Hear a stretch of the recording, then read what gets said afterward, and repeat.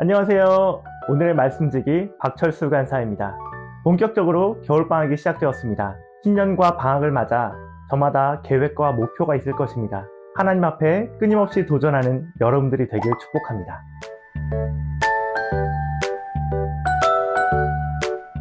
엘리야는 병거를 타고 하늘로 올라갔습니다.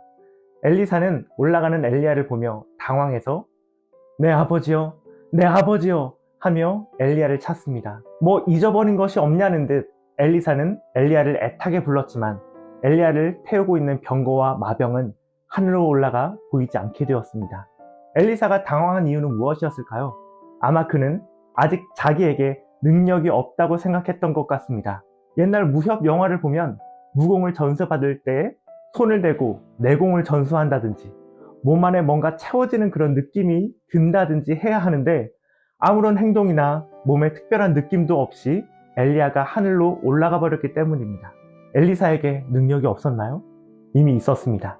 엘리사가 하나님이여 어디 있나이까 하며 엘리야의 겉옷을 주어 물에 치자 물이 여러 갈래로 갈라지며 엘리사는 그곳을 건널 수 있었습니다. 어떤 느낌이나 감정이 없더라도 하나님은 약속한 말을 이루십니다. 물을 가르는 일을 맞은편 여리고에서 목격한 다른 제자들은 이 일이 성령이 하시는 역사라고 말합니다. 금식수련을 마치고 여러분도 은혜를 많이 받았을 것입니다. 은혜 받은 느낌도 많이 느꼈을 것입니다. 하지만 금식수련회가 끝나고 일주일이 지난 오늘 그 느낌이 여러분 안에 남아 있습니까? 느낌은 있을 수도 없고 없을 수도 있습니다. 중요한 것은 성령님께서 하나님의 뜻대로 일하신다는 것입니다. 금식 수련회 때 기도하면서 하나님이 함께 하신다는 느낌이 있을 수도 있지만 없어도 하나님은 일하신다는 것을 생각하며 오늘 하루도 느낌에 상관없이 내 삶에서 일하시는 하나님을 믿고 의지하는 하루를 보내면 어떨까요? 한편 이후 여리고성에 있던 선지자의 제자들 50명은 엘리야가 혹시 올라가다가 떨어지진 않았을지 찾으러 가겠다고 말합니다. 엘리사는 그럴 필요가 없다고 말하지만 계속해서 찾겠다고 하는 제자들의 요청을 들어주죠. 당시 사람들은 하나님께 올리웠다고 말하면 영은 올라가고 육신은 남는 것으로 생각했습니다. 엘리사만이 엘리야가 병거를 타고 육체와 영혼이 함께 하나님께 간 것을 알고 있었습니다. 결국 그들은 사흘 동안 엘리야를 찾았지만 찾지 못합니다. 이처럼 선지자의 제자들은 엘리야에 대한 예의를 다한 듯 보이나 아직 하나님의 나라에 대해서는 이해하지 못하고 있습니다. 엘리야는 하나님께 부름을 받아 하나님과 함께하러 갔지만 이들의 반응은 마치 엘리야가 하나님께 죽임을 당한 것 같은 반응을 보이고 있습니다. 나는 하나님의 나라에 대해서 어떻게 생각하고 있습니까? 내가 하나님께 가는 것은 행복입니까?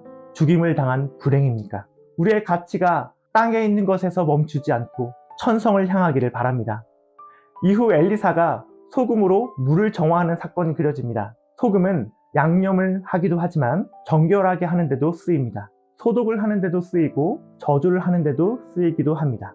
엘리사가 이처럼 소금으로 물의 근원을 정화하는 것은 엘리야의 사역을 완전히 이어받은 선지자로서 이미 인정받고 있음을 보여줍니다. 근원을 정화하는 것은 우리에게도 필요합니다. 금쪽 같은 내 새끼라는 TV 프로그램을 보면 아이들이 정말 다양한 어려움과 반응을 보여주지만 이를 위한 해결은 결국 마음의 근원을 들어주고 이해해주는 데 있음을 보게 됩니다.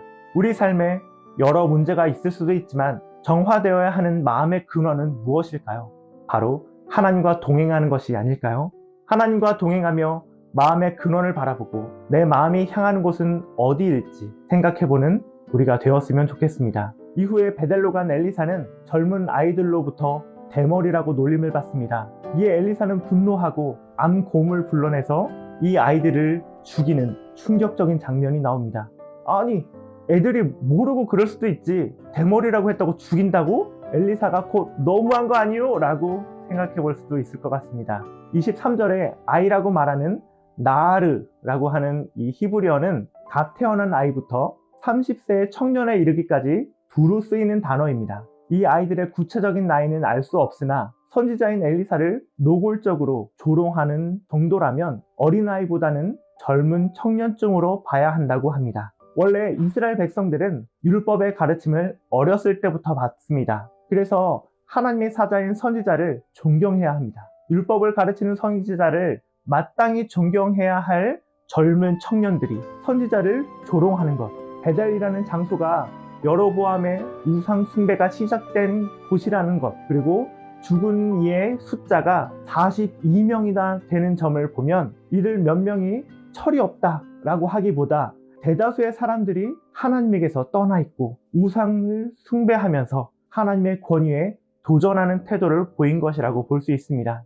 그래서 아이들이 곰에 의해서 죽은 이 사건은 애들이 아무것도 모르고 대머리라고 놀리는 것에 분개해서 복수하는 엘리사가 아니라 하나님을 멸시하는 청년들에게 벌을 내린 하나님의 심판이라고 볼 수 있는 것입니다. 오늘 이 사건을 보면서 우상과 하나님을 대하는 나의 태도에 대해서 생각해 보면 좋겠습니다. 어떤 것들이 우상이 될 수 있습니까? 내가 좋아하는 것들을 포함하는 여러 가지의 취미나 혹은 내가 성취하고자 하는 것, 공부, 실습, 취업, 또 내 감정적인 필요를 채워주는 사람들이 우상이 될 수도 있을 것 같습니다. 앞서 말한 것들을 대하는 나의 태도와 하나님을 만나는 예배, 큐티, 순모임에서 하나님을 대하는 나의 태도는 어떠한가요? 내 친구와 부모님 앞에서 하나님을 나타내는 나의 태도는 어떠한가요? 오늘 하루의 삶에서 하나님을 존경하고 귀하게 여기는 태도를 갖는 우리가 되면 좋겠습니다. 적용할 것들이 참 많은 본문이었는데요.